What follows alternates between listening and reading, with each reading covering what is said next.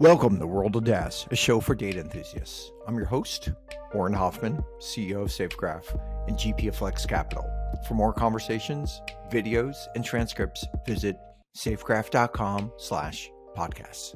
Hello, fellow data nerds. My guest today is Sheila Heen. She's the Deputy Director of the Harvard Negotiation Project and the author of best-selling books, Difficult Conversations, and Thanks for the Feedback. Sheila, welcome to World of DaaS. I am delighted to be here. It's good to see you.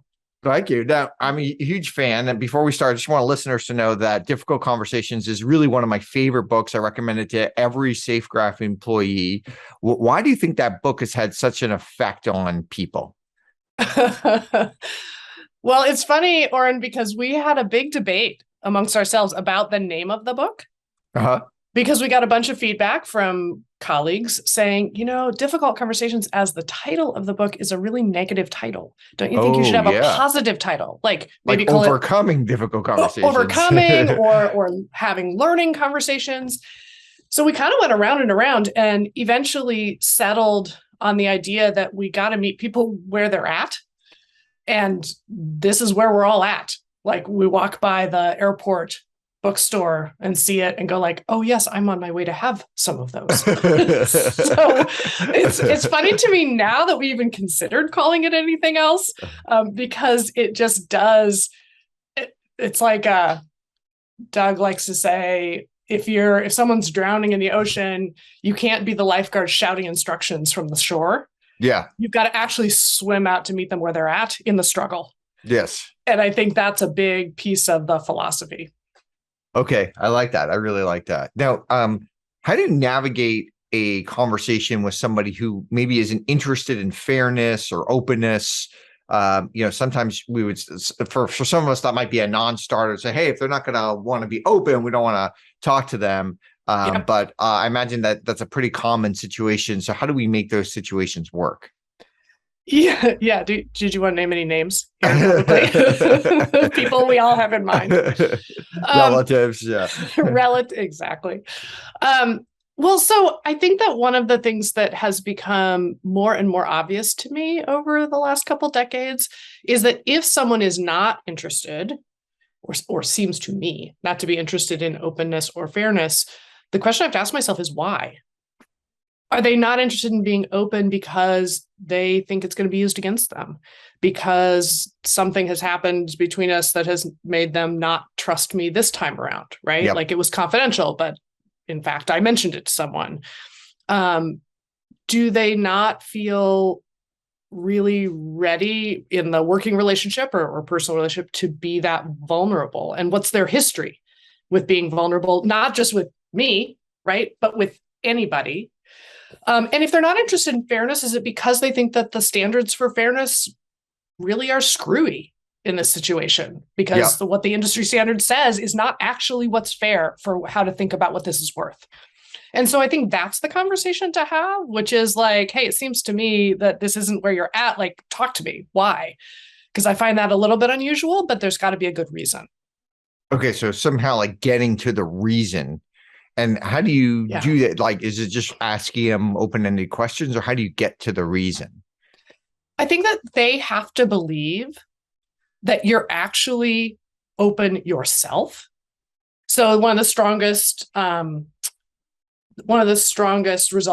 outcomes in the research is reciprocity. So if I attack you, you're going to attack me back, right? That's the mirror reaction that we all have. So if I actually want you to be willing to be open, I actually have to be open. And then it's more likely to invite you to reciprocate. So I think I have to demonstrate to you that I'm willing to say what's in my internal voice. I'm not sure whether I should say that might make me a little bit vulnerable, or admit like, look, I don't have any answers, and maybe there isn't a conversation to be had here, or maybe there isn't a deal to be done. I'm a little stuck because I've run through the things that I think might move us forward, and they don't seem to be helping. And in fact, they seem to be only irritating you. So what do you think I don't get about what's going on here? And if I can say, I don't have all the answers and I need to be educated, I'm offering them a role, like educate me. And that's a role that they're more likely to take than can you explain to me what's wrong with you for why you won't cooperate with me? Because I am so good at this, and this is in your best interest, and you just don't understand it. Like that, they're not going to say yes to that role. It's like, hi, I'm putting on a play. Yeah. Like, would you like to be cast as either the villain, the problem, or the idiot? And nobody's going to take that role.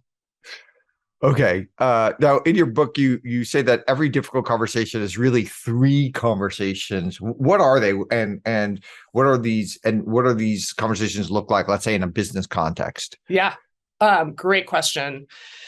So I think that was the biggest aha for me, which is that we figured there were probably, I don't know, 3 or 5 or 10 types of conversations, and conversations upward in a hierarchy would be different than a conversation, with your parent, although maybe not.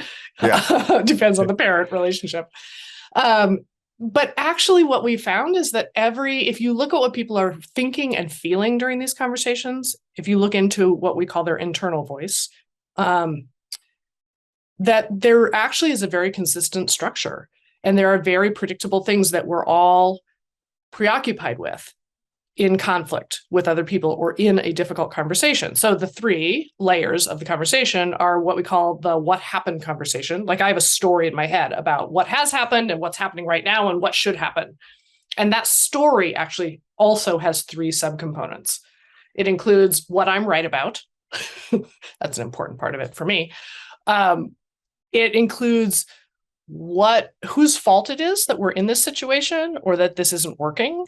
Yep. And then it includes what I think your intentions or motivations are. Like, why are you acting this way?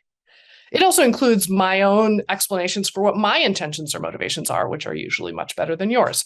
So those are like the 3 key components that make up the story of what's happening that I'm telling. Okay. But underneath that top layer, which is often what we're debating, there are 2 more things going on.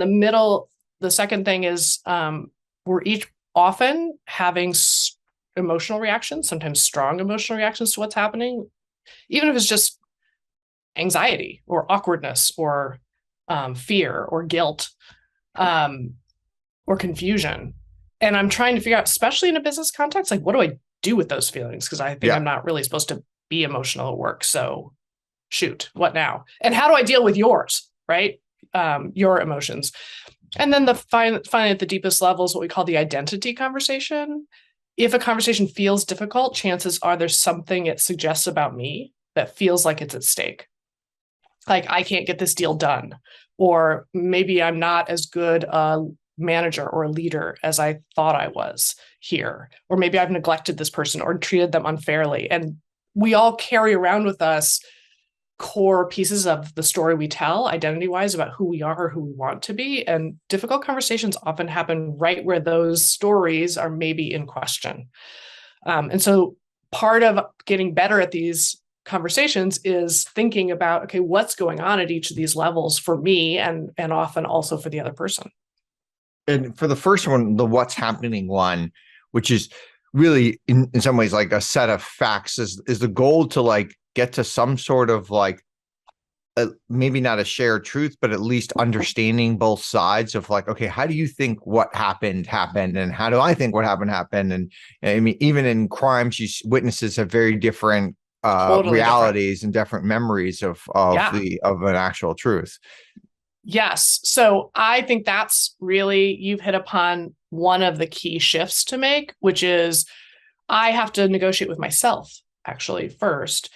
From I need to get them to see the things I'm right about, or that I'm right, or this is what really happened.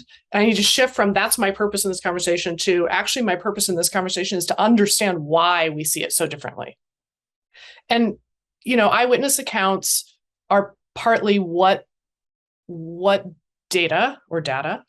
How do you say that word in your world? I say data, but some people say data. Okay, we're going with data for right, this. I like it. Too bad for the rest of it, because we're right about how to pronounce this word. Okay, I like it.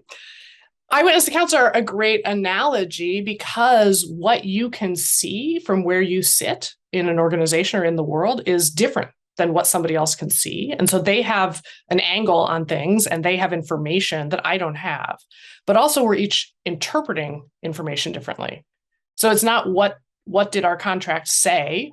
We could look that up, but it's what did our contract mean? What did we expect of each other when circumstances changed? And do I feel fairly treated there? I mean, sometimes I'm having a conversation with somebody and I'll think someone said something. I'll be confident that they said X. Totally. And then I'll say, hey, I heard you say X. And I'll say, I never said X. Or opposite, they'll think I said something and they'll say, hey, I thought you said Y. And I said, I never said that. I'm sure I never said that.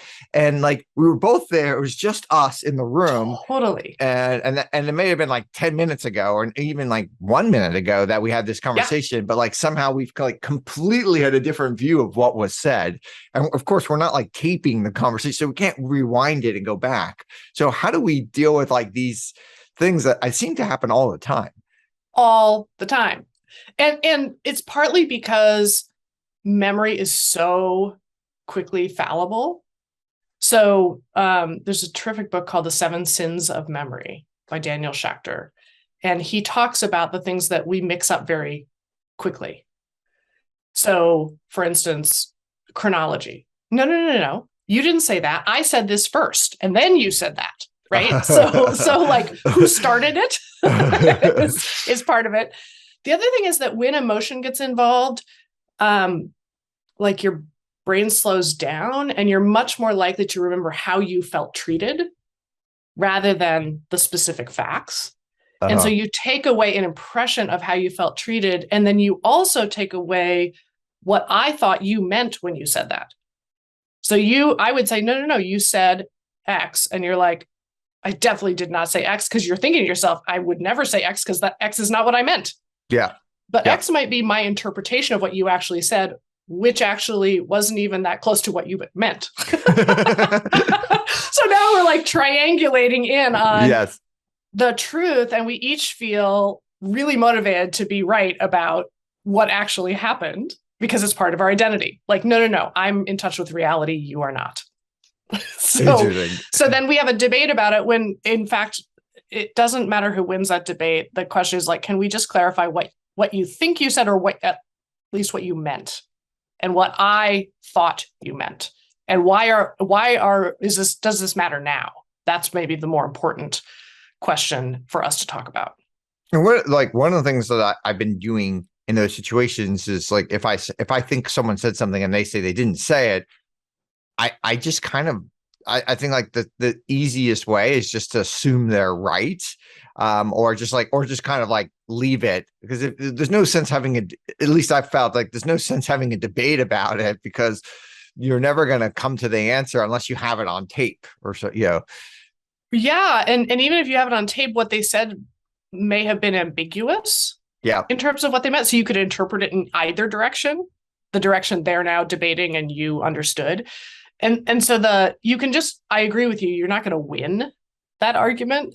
There might be something still to talk about, which is like, oh, so that's really interesting, because the fact that you said it meant that I actually assumed a couple of other things. So let's talk about those other things. Like, why is it important? Why is it coming up again now? That still might be worth exploring. Interesting. Barry Nailbuff was on the World of DaaS podcast, and he mentioned research that basically suggests that when people feel like they're being treated unfairly, they basically reject a deal, even if it's in their best interests. Like, how do we keep discussions flowing when a party feels they're treated unfairly? Because that does happen all the time. It does happen all the time. And talk to me about a time when you have been in that moment of being feeling treated unfairly, and what did you want from the other person? Well, you can see a scenario where somebody agrees to a deal, and then they come back with a less good deal for you, right? Yes. And so that happens, and maybe the power shifted in the relationship, and now they have more opportunities to come back, or maybe the market has changed or something, and the economy has slowed down, or you can see all these different things that could happen. And, you have these emotions because, well, okay, we agreed to this thing, right?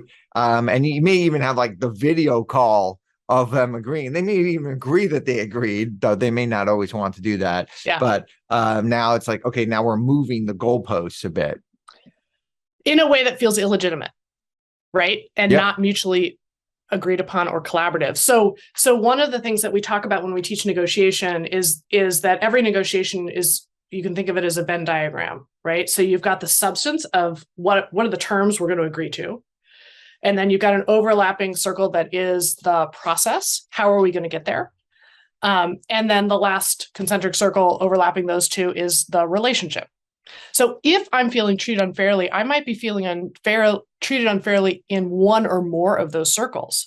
So you might say, look, the substantive outcome is still fair to you. And I might say, yeah, but the process sucks. Yeah. We agreed to these terms. So I'm actually in this conversation right now. Did you know that, Auren? I'm in this conversation with procurement. Need I say more? And we went back and forth for 2 weeks. We finally worked out and settled on terms. Great. Signed that piece of it. And then I am told that the next step of the process is the master agreement, and it's not negotiable. And the master agreement automatically gives them a whole bunch of discounts immediately. And it's not negotiable. It's like, we already negotiated over these terms. Right. So that is actually closed. And this process does not feel transparent, and it doesn't feel fair. Now that trips how I feel treated in the relationship also, because you keep casting this as a partnership. And if this is a partnership, this is not how I expect to be treated as a partner, right? So now I'm thinking to myself, do we really need this business? It's probably a couple $1,000,000, but do I need this aggravation? Yep. And am I willing? And also it's also, I can imagine a scenario where, like, okay, if they treated me like that when things get crazy or whatever, I don't know if I could count on it, or they might withhold the billing for a while, or et cetera. And when a relationship starts to fray, when it's in trouble or there's friction, things start to be symbolic. Like, oh, of course you would do that because this is how it's going to be with you. This is how you are. And then it starts to trip my identity. Like, am I going to let somebody treat me this way? Am I going to be walked on? So one of the things that we talk about is a good yes and a good no, or a bad yes and a bad no. So in frustration, sometimes people will walk away from a deal that people on the outside are like, yeah, but the substance of that deal was so much better for you than your BATNA, your best alternative to not doing this deal. Yep. I might say, yeah, but actually when I factor in my relationship interests and my predictions about the future, this was actually it was a great decision, because that's actually worth something to me, to not feel taken advantage of, or to not have the next couple of years of similar treatment. And so it's not necessarily a bad no, but I usually suggest that deciding that in the middle of feeling frustrated is not likely to result in a good yes or a good no. So in other words, sit with it. And so we talk about being in the reactionary period. If you are currently agitated, don't write back yet, and don't make a big decision. Like, wait until you are no longer frustrated and have just a little bit of distance. And sometimes that means, I'll need to get back to you about this tomorrow or in a couple of days, or never, never, that you can make a good decision.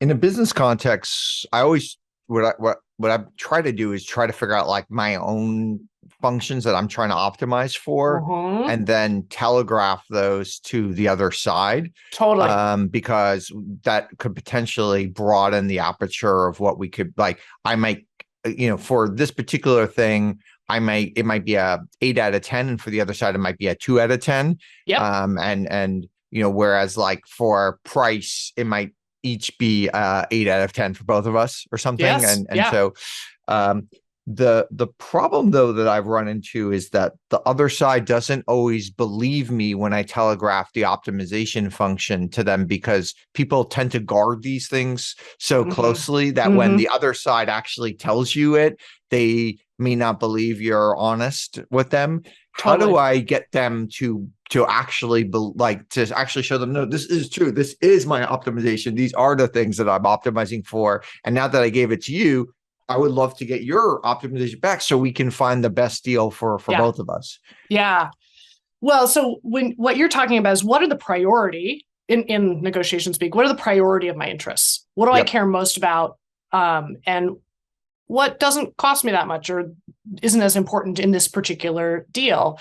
And I think that you're right that the traditional conventional wisdom is to hold your cards close to your chest. So the other person is like, well, I don't want to show you my cards and what's important to me. But it's like hopping in a cab and the person's like, where do you want to go? And it's like, I'm not telling you. Like, you're just going to have to figure it out.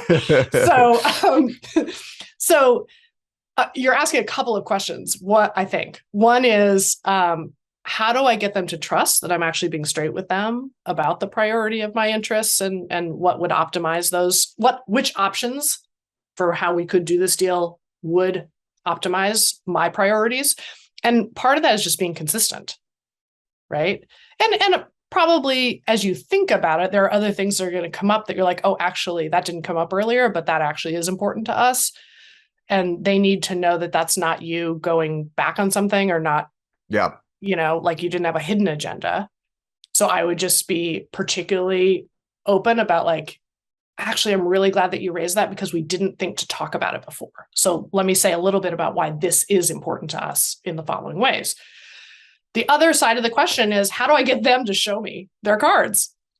And I think that they may just reflexively be holding them close to the chest. It could be that they're waiting to decide whether to take the risk to show what they care more about and less about. But one way to flesh it out is just to start to put different options on the table, give them more than one choice. Would it be better for you guys if we structure it this way or this way?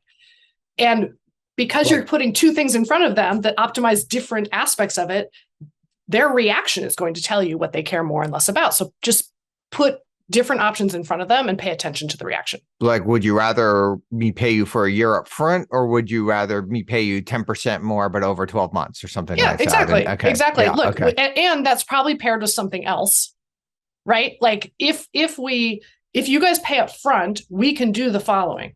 Yeah.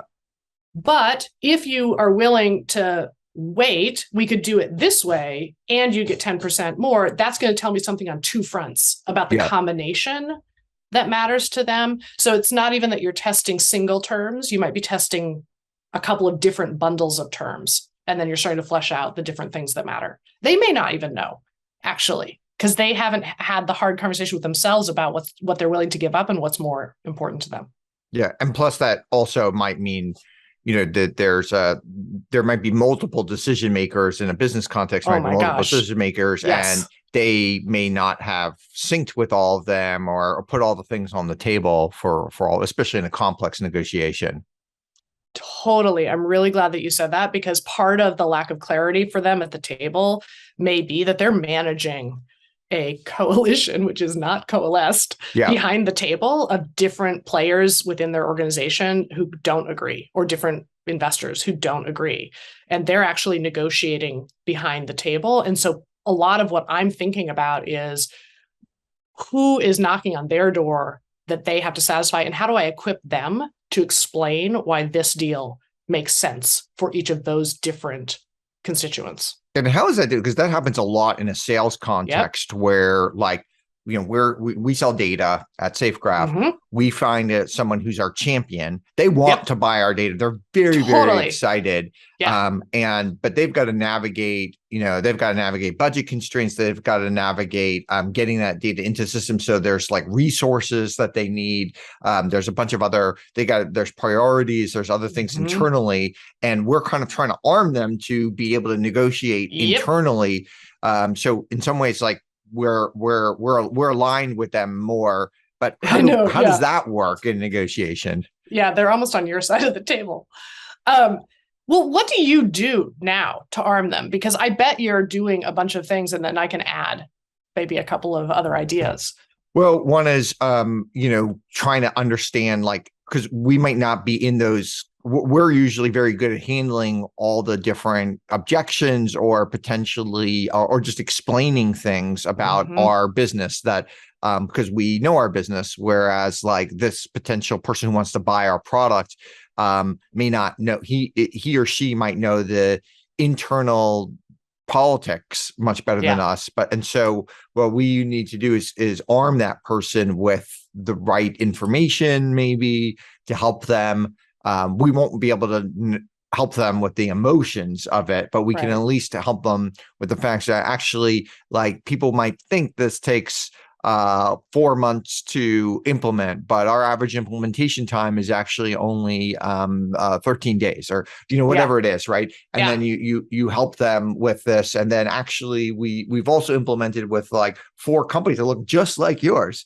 And they actually were able to implement in 6 days and because they had these systems already in place. And if you have something similar or, whatever, so helping them with that has been what we've tried to do. But it's difficult because we might not know the whole story. They might not know the whole story. They might know the story, but not willing to tell us because it might show the warts of their organization, which they might not want us to know, et cetera. Yeah. You may decide maybe we don't want to do business with this person. Totally. I mean, I think that's exactly the direction I would go in. And I might even just ask, so you have to turn around and have a bunch of conversations internally, I assume. What are the skeptics inside your own organization going to say? What are they going to wonder about? And sometimes we even go as far as to put together a super short deck of just like 3 or 4 slides, like, what is it? Why does it matter? And then the third and most important slide is, but ... And I ask them, like, what's going to be on this slide? What are people going to be like, okay, yeah, this sounds great, but, and then we're lining up bullet points, but how long does it take for us to get the data?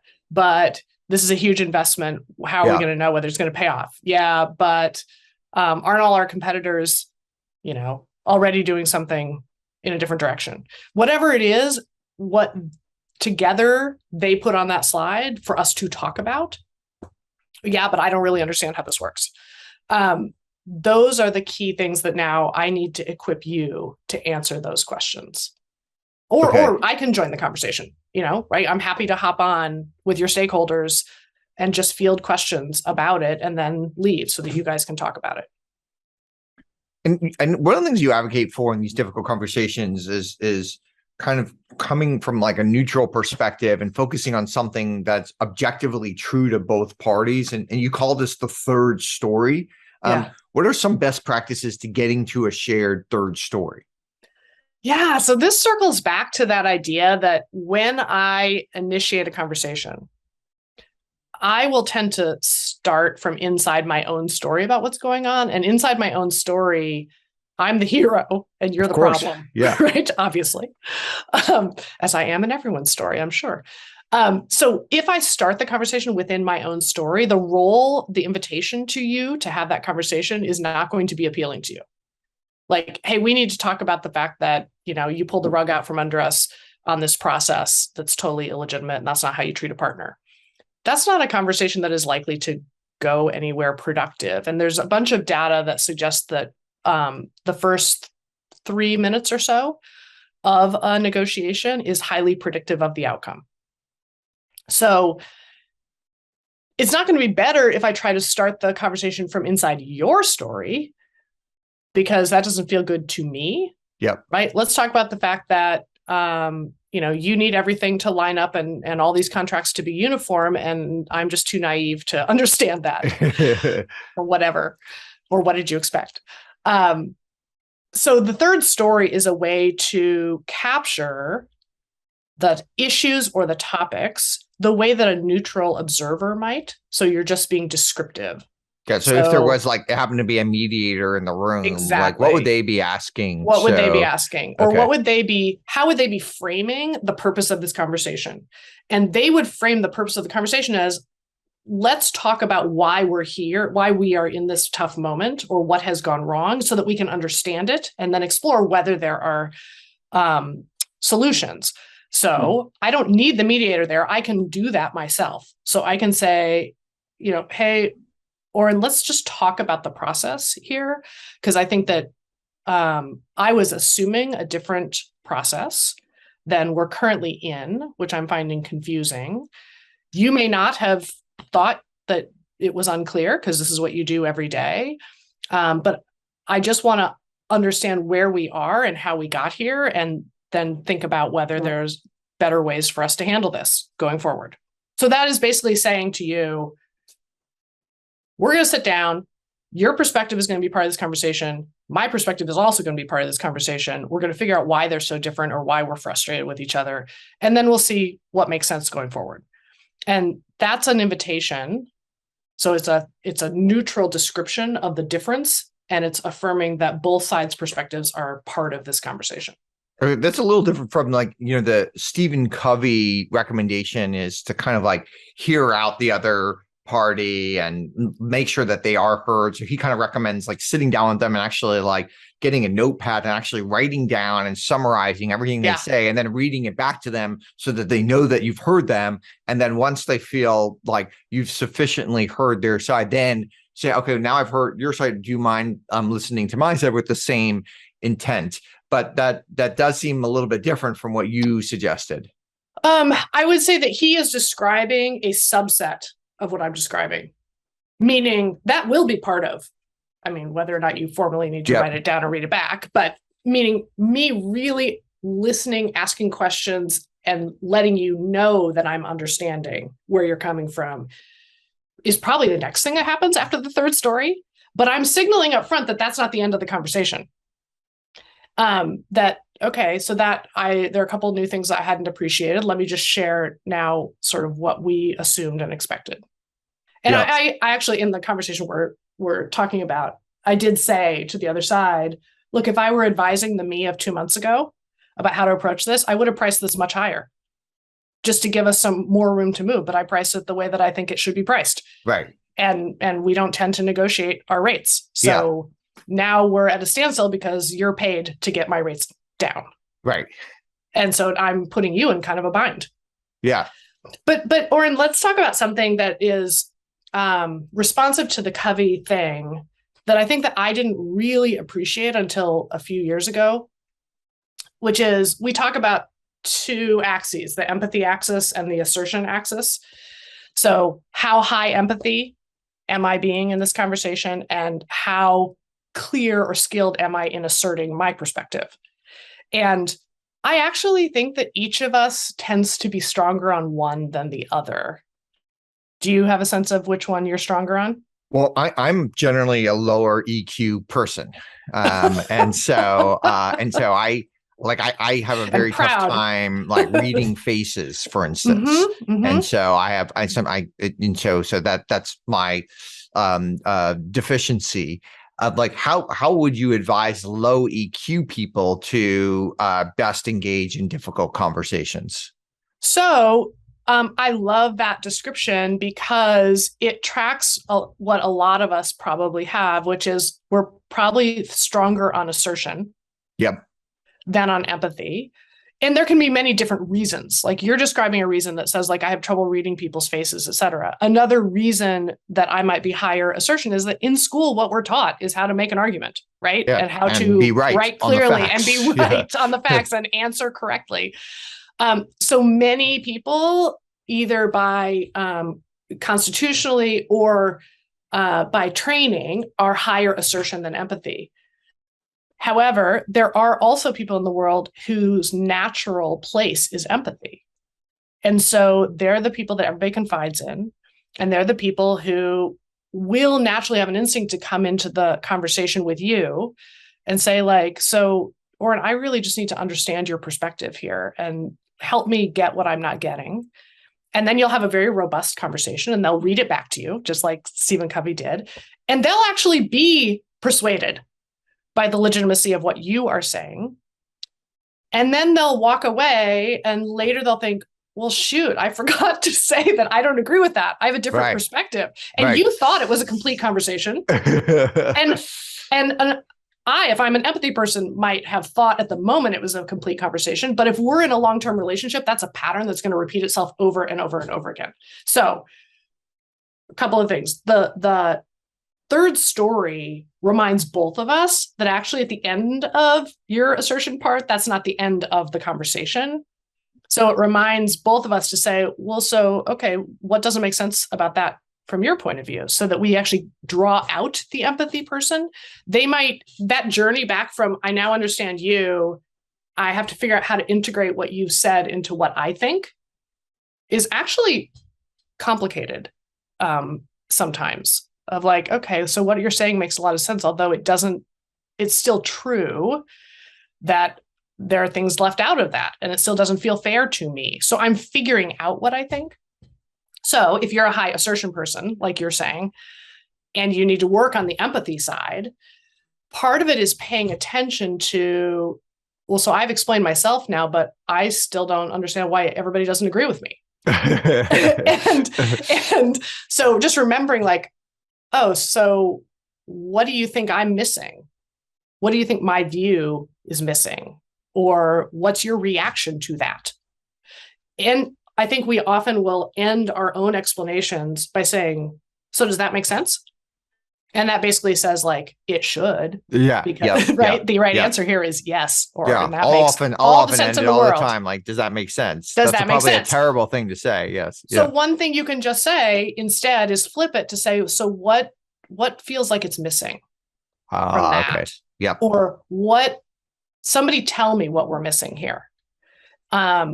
Because I'm sure there are things that are missing. There always are. Or, so what's your reaction to that? So that's a feelings question, or it's an open invitation to either feelings or reactions, because they might not know what they think of it yet, but they're having some reaction. So if you just tweak the end to invite the journey back to their perspective, you don't necessarily have to read the face to intellectually know there's more here to be discussed. Yeah. Interesting. Yeah. Because if you can't, like, I have trouble reading faces or body language and stuff like that. Yeah. But if like someone tells me their feelings, that okay, I can get it. Yeah. And so you need to probably invite and give them permission, especially, by the way, in hierarchy. Yeah. Because in hierarchy, people are going to be less direct and more risk averse. And so sometimes we'll even say, like, what's in your internal voice? I can't tell. And you've been pretty quiet. So help me understand what you're thinking about right now. You probably see obstacles that I don't. Yeah. Going back, you mentioned these mediators. And for usually once you get to a mediator, it's like the thing has progressed in a way, in a very negative way, and you like feel like you need to bring in a mediator. But the few times that either I've used a mediator early or in some cases I was the mediator, it actually worked out really, really well. Is there a sense like we could bring in mediators like a little bit earlier than we do, or? Oh yeah. I mean, the early stage mediators are usually called facilitators, but they're actually that's what I mean. Mediator, a facilitator, right? Yeah. A facilitator who can make sure to remember that, like, we've got voices in the room who have not said much. Like, do you want to say what your reaction to that is, et cetera? So part of what we're putting that person, whether it's a mediator or a facilitator, in charge of is process. Yes. Like, and monitoring relationships as we explore substance. And the facilitator or mediator doesn't particularly have a view about the substance, but they're helping protect the relationship and helping set a process so that we can focus on the substance. Sometimes when people say, I think we need a mediator, what they actually mean is we need an arbitrator. Yes. Okay. And I am pretty sure that person is going to agree with me. That's why I think we need an arbitrator. So we're talking about a facilitator to have a better conversation. Yeah. And so sometimes I'll be asked to come in and mediate something. And what becomes pretty clear pretty quick is that at least one side, if not both sides, expects that I will render a verdict for who's right. And that's really putting me in charge of something different, which arbitration, that's like arbitration or something. Arbitration is a legitimate process, but it may or may not be what anybody bargained for. So we need to get clear on what my role is here. especially when you have more than two people, having some sort of facilitator, even if you think of like a dinner party at your house, like if a facilitated dinner party where you have a moderator like kind of guiding the conversation and having one conversation is just way more fun and more interesting than Way like more everyone fun. just kind of like talking to their neighbor or something. Yeah, and where people's natural tendency to interrupt or to dominate the conversation or to et cetera will just play itself out the same way it did at our last dinner party, right? So a facilitator can really disrupt the natural patterns in a way that's much more interesting and fun. And they don't even have to be a formal facilitator as much as just be given the role. Like, hey, That's right. can you think Yes. through, right? What would make this fun, or put out questions for people to answer, whatever it would be. Now, I'm sure a lot of people listening to this probably want like, what are the best practices of having difficult conversations with one's like spouse or partner or something like that? Because I imagine those are very different than a friend or very different than a like a business context or something. Well, that's a great question. I don't tend to think about them as different. Okay, great. Okay. So when we do work inside corporations, organizations in a professional context, I'll often say to people, look, as we work on examples, I don't care whether you bring examples from work, colleagues, bosses, whatever, clients, investors, stakeholders, or you bring them from home, right? Your teenager, your spouse, your whatever, because the structure will be the same. The skills will be totally the same. The identity issues are going to be there no matter what context we're in. And the skills are totally transferable one to the other. Maybe the only thing that is different about a spouse or partner, if you've made what you both believe is a lifelong commitment, is that you're maybe not waving around your BATNA as much. Right. My alternative, yes. like, yes. If we don't agree about this, I can always... so-and-so's looking pretty good. That would probably be that's probably not going to help. That would probably be a bad idea. That's a bad idea. Whereas like, if you're in a negotiation, let's say, to get your company funded by a venture capital firm, they would know, okay, well, look, I've got another venture capital firm that is willing to we're having conversations with a couple of different people. Right. And that is actually a totally legitimate assumption about process and relationship in that context, which is probably not feeling legitimate in the long-term partner context. That's interesting. Okay, so what one thing that I'm interested is there's this common belief that we're in a very polarized time right now. And do you think that just in general that makes society, like everybody in society, less willing to compromise, less willing to hear the other people, just not necessarily like red, blue, but just in life?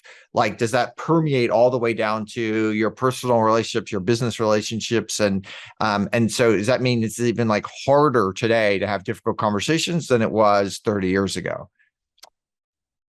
Certainly the public discourse feels different. And I think it's because all of the platforms are basically platforms for assertion. They're not platforms for listening or empathy or dialogue. They're all serial monologue. And also what gets attention and likes tends to be overstatement and simplification and emotion, right? Because this was true in the newspaper business, 30 years ago. Man bites dog.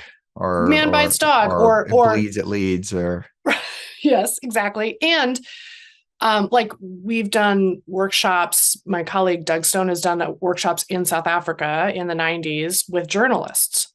And when journalists interview different parties to a conflict, they're going to quote the most colorful, interesting, and provocative quotes from that hour-long interview. And so now it shows up in the newspaper and it is showing the most polarized version of how to describe what's going on.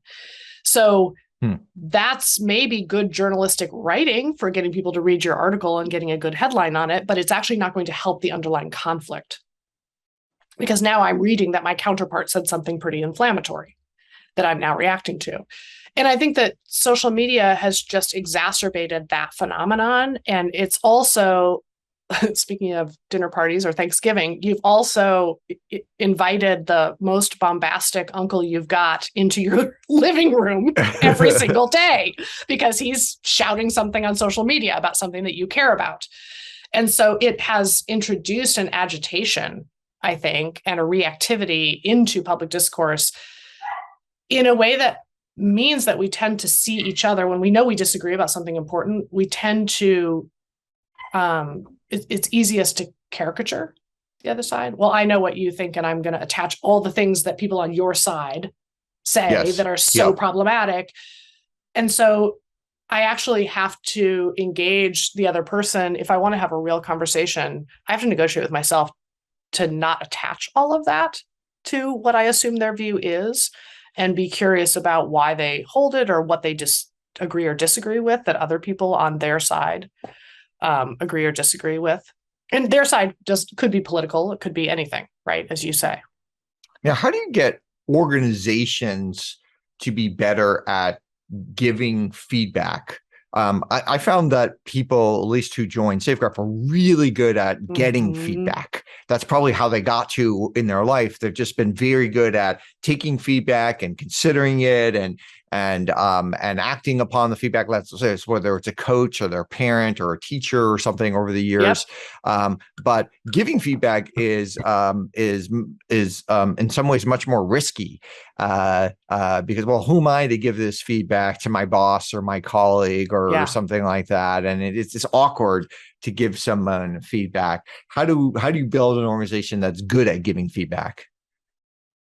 Oh, it's such an important question. So there's this funny paradox, which is that I think if you want to have a richer feedback culture, the key is not actually teaching and encouraging people to give feedback, which is what we all assumed it was, including me. I actually think it's helping the senior leadership get just as good at eliciting and receiving feedback to role model a set of expectations for how we will work together, which is that all of these feedback conversations are going to be two-way conversations. Yep. Like I have some things that I actually think and need you to do differently, but I'm guessing the reason you're doing them the way you're doing them now has something to do with me sometimes. Or what do you think I could do that would make your job easier? I may or may not be able to do it, but just knowing would be helpful. I'll quibble a little bit with your characterization. I think you're totally right that the people you hire in historically have probably been pretty good at integrating feedback, right? They're highly educated, they're super smart, they're moving up fast. Often what they're getting is evaluative feedback, grades, ratings, stars, whatever. And they have really, really important strengths and they're playing to their strengths. Yeah. So one of the courses that I teach is the negotiation mastery course. And so working with super experienced negotiators. And one of the things that's an interesting phenomenon is that experienced negotiators, their repertoire for how to handle things does not tend to be very broad, but it's super deep. They've developed a few skills and a few approaches that are really successful for them. And they're really good at it. And they lean on that more and more and more. And this is true of leaders as well. And then they bump into situations where that approach is not working. And then they just feel like, well, this is just impossible. And the other person's impossible because they can't imagine any other way to approach it. And all of our strengths are a double-edged sword. They also have downsides. So for instance, I think I'm somebody who can be, I'm not naturally, but in particular roles, I can be pretty extroverted and put people at ease.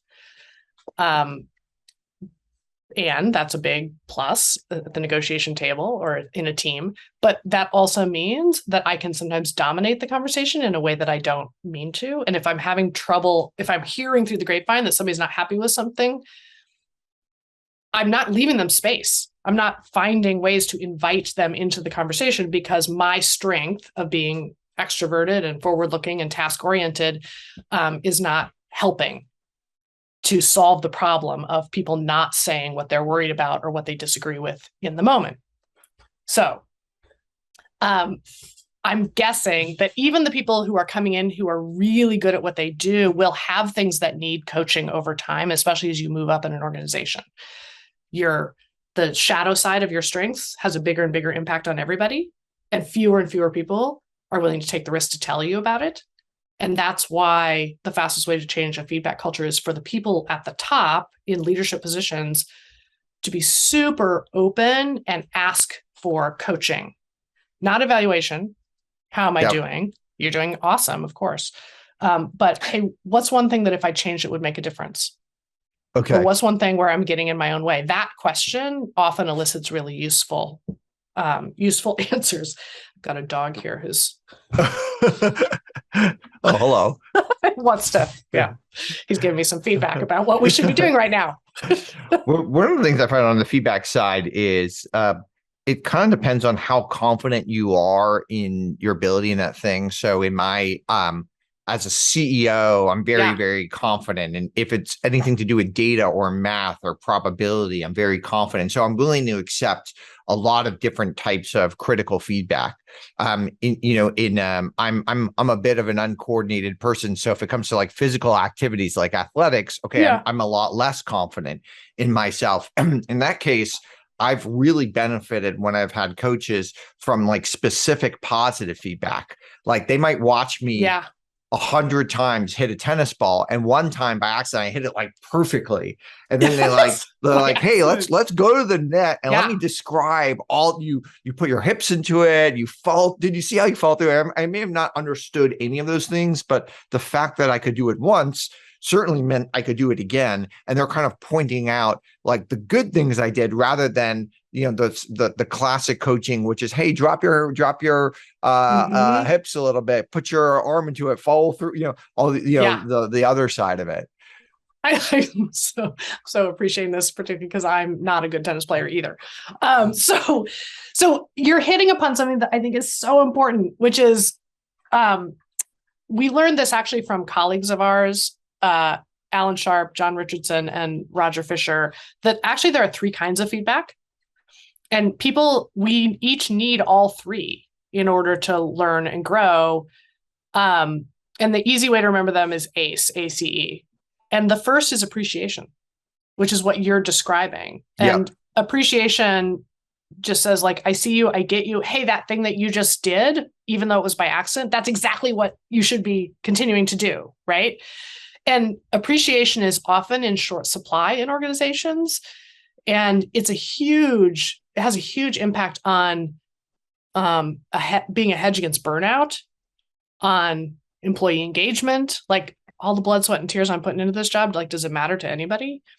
And so really focusing on genuine, specific appreciation day in and day out, like that thing with your hips and the swing, not just, hey, that was great. It's not just telling, like, I tell my wife all the time, I love her, but it's like, I should say, you did this thing and it was like amazing and it was really helpful to the family or something like that. Not just saying like in general, like, oh, I love you, you're great or something. Yeah, because it has to be genuine and sincere. And the more specific it is, the more credibility it has in terms of being genuine. Yep. Like, hey, by the way, thanks for making dinner. I know it was a long day and I appreciate it. It doesn't even have to be over the top. Yeah. It's just like an acknowledgement, like I noticed and it mattered to me. Yes. Okay. The thing that we tend to focus on is the C, which is coaching. Like, what do I need you to change? Yes. And coaching is the engine for learning and improvement, but it really needs to be paired with appreciation for me to hear it. Like, really, the first thing you have to say to me in 6 months is something you want me to change? Are you noticing all the other things I'm doing well? So a shortage of appreciation can get in the way of my willingness to take the coaching. And then the last one is evaluation. It rates or ranks you based on expectations or et cetera. Here's how you're doing. And that's like how, 5-star rating, et cetera. And that's actually the easiest kind of feedback to give and collect. And it's actually the hardest to understand or to get anything useful out of. Okay, I'm doing a great job. Like, anything more specific? Or I'm not doing a great job, but you're not telling me what I need to change.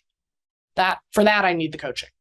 And also the evaluation, often doesn't, you're usually, unless you're at Bridgewater, not evaluating someone like every day. It's like maybe twice a year maximum or something. And so it's not that timely. Yeah. And you're raising something important about Bridgewater and about systems that are constantly evaluating. Some people will thrive in that system, particularly if they're high on the hierarchy and they feel safe, meaning a low rating today on one thing won't matter. But if you're lower in the hierarchy or feel more at risk or just constitutionally different, which I think is actually most people, feeling constantly judged and evaluated is not actually giving you the space emotionally to be curious. In order to really be curious about coaching and what I could change and being willing to take the risk to change, I need to actually feel like I have some room to make mistakes and not do it as well the first few times. And for somebody to notice that I am actually trying to get better at it. And so for many people, constant evaluation actually hurts their ability to learn and grow. Not for everybody. And that's why some people really like the constant evaluation system. I think marriage or a long-term commitment is this funny way in which, okay, we're not going to evaluate every day whether we're going to stay in this relationship. Right. We're going to set that aside for a little while. And that'll give us like more room and comfort and safety and security to actually be ourselves and learn and grow. And, you know, we each privately, secretly, or maybe explicitly once a year can decide, so how's this going? What do we want to change? Let's evaluate. So evaluation, you actually need just every once in a while in organizations also, but appreciation and coaching actually should be part of our daily work together and collaboration together. Now, in a remote first world where communication happens over video or it's happening async, email, Slack, you know, et cetera, what are some of the better practices to have productive conversations? Ooh, so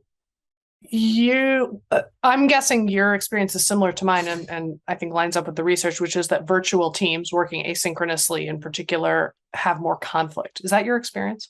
My experience is the opposite. Oh, say more. Yeah, I would think that my experience has been that it like eliminates most of the office politics, that it gets people aligned on their tasks more, but that it's harder to build like high trust environments because often you build high trust environments by, you know, the side conversations, learning about someone's family, et cetera. So that if you really want to give someone hard feedback, you may have not had put enough in the bank yet to give them that feedback.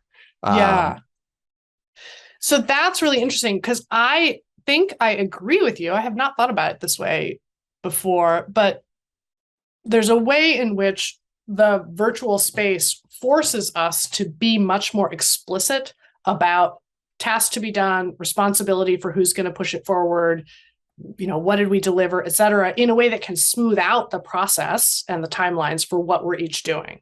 Am I tracking what you were describing so far? Yep.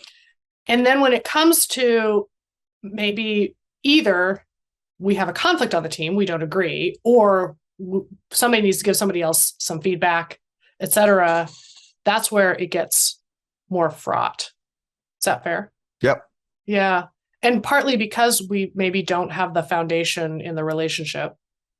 Also because not everybody adheres to the rule of no reactionary replies on email, so that things can escalate when there is a conflict or a disagreement. Things can escalate on email if people are not stepping back and waiting to think about how they want to respond to something and to respond with as much empathy as assertiveness.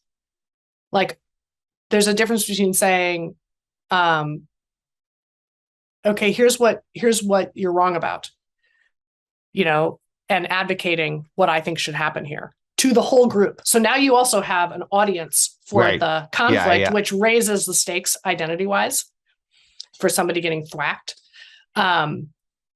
And there's a difference between saying, here's why you're wrong, and this is what we should do. And like you probably don't want to have an argument over Slack or like within a Google Doc or something like that, or something. Versus saying, Okay, I'm really glad you brought that up because I hadn't thought of that.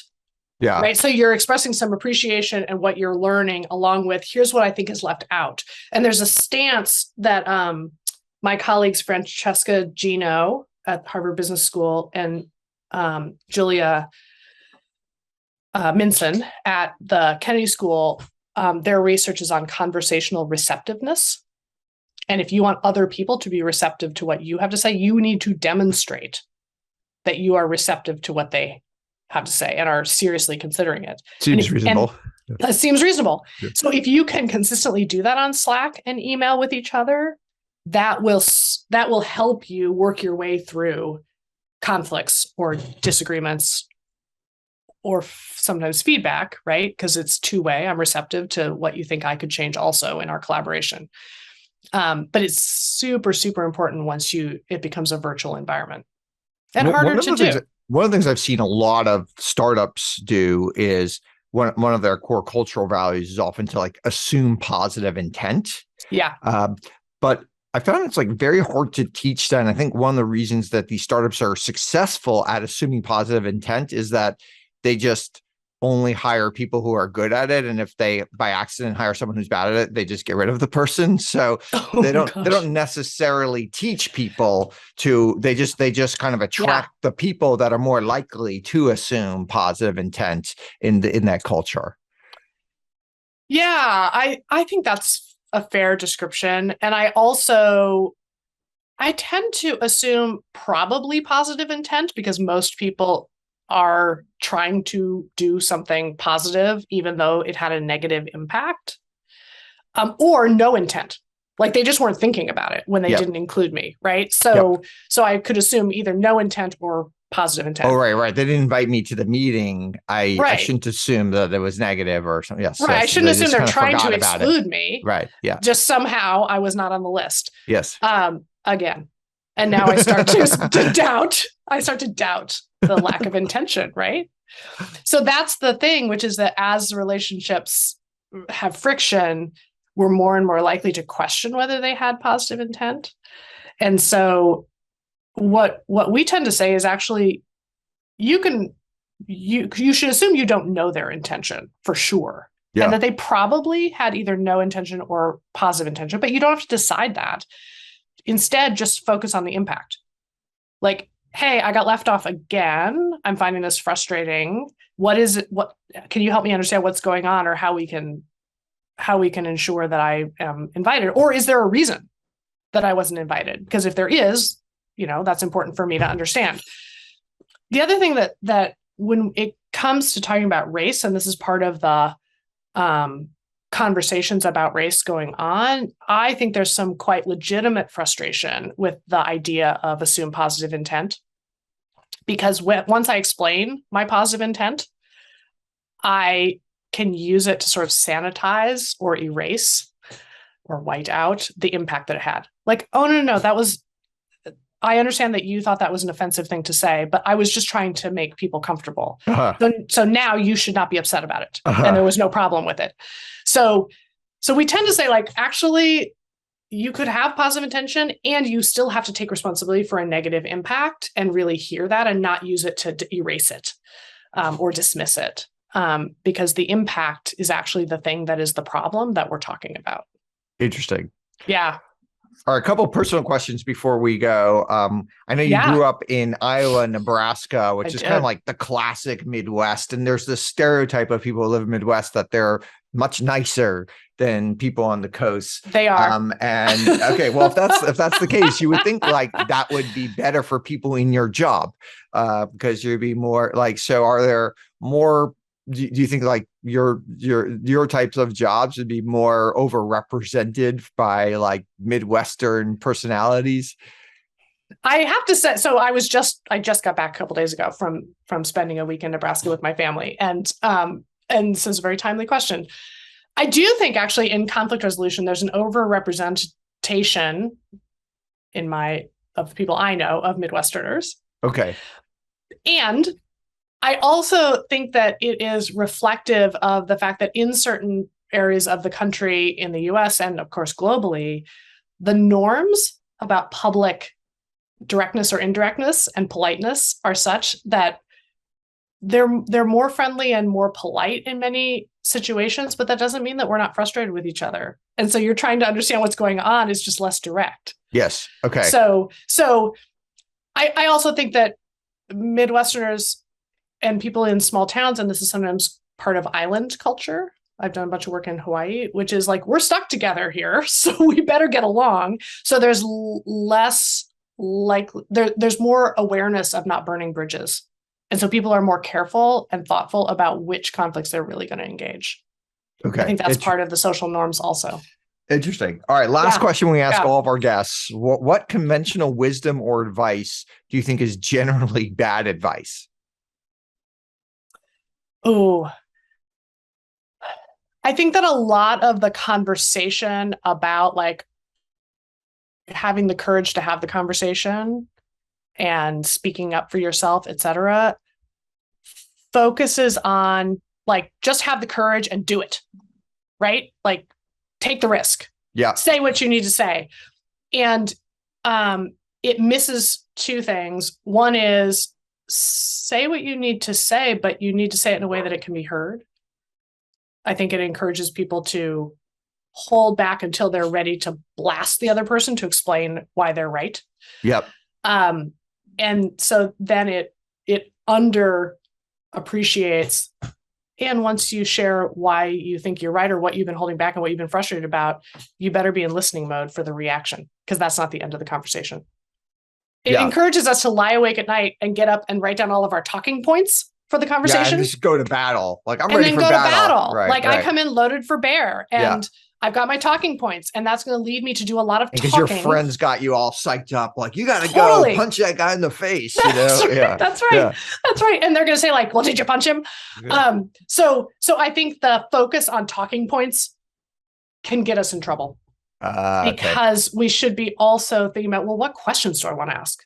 If I want to better understand, how could they possibly see this differently? Or what did they think was going on? So I need to also have the questions to ask. And that will help me have the balance between empathy and assertiveness that is going to be more likely to result in a good conversation. All right. This has been awesome. Sheila Heen, this has been amazing. You're not active on Twitter. So what's the best place for people to find you on the internet?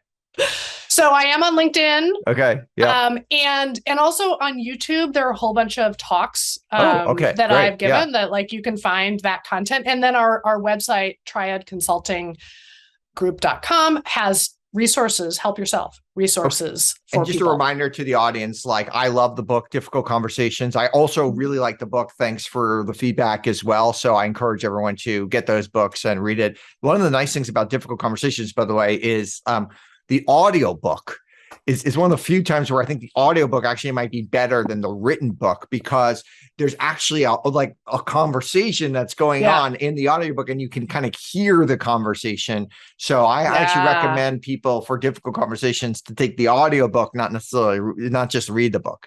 And we do read the audiobook. Actually, which is it's you guys. It's us. Yeah. And we do the dialogues, right? Yeah. So you can kind of hear the tenor of it. By the way, I have in my hand the manuscript for the 3rd edition, which is going to be out next year. Oh my gosh. Okay. This is really exciting. Okay. I'm working on the draft. I encourage the audience to still buy the current edition. Don't wait for the 3rd edition. Third edition. And the 3rd edition is just adding a little bit more content along the way, and we'll re-record the audio just for you, Auren. Oh, okay, awesome. Well, I will re-listen when it comes out. I personally I listen to it every few years. I think it's just great. Thank you for that. Thank you so much, Sheila, for joining us on World of DaaS. What a pleasure. It's great to be here, Auren.